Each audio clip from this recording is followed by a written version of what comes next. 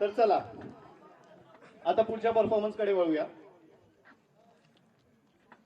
आता स्टेजवर येतोय तो असा स्टार ज्याची उंची थोडी कमी असेल पण ऍटिट्यूड फुल हिरो लेवल आहे. चमकता तारा आणि सगळ्यांचा फेवरेट आणि रोमाच्या आयुष्यातला सर्वात क्यूटेस्ट भाग. तर कोणी गेस करू शकतं कोण असेल? अगदी बरोबर. तर जोरदार टाळ्यांनी स्वागत करूया आदित्याचं. ये शहर सांस किसकी वजह से ले रहा पता है? तुम. ये देश कौन चला रहा पता है? तुम. लोग जिंदगी किसकी वजह से जी रहा पता है? तुम. अरे तुम हुस्न परी, तुम जाने जहां, तुम सबसे हंसी, तुम सबसे जवान, सौंदर्य साबुन निर्मा.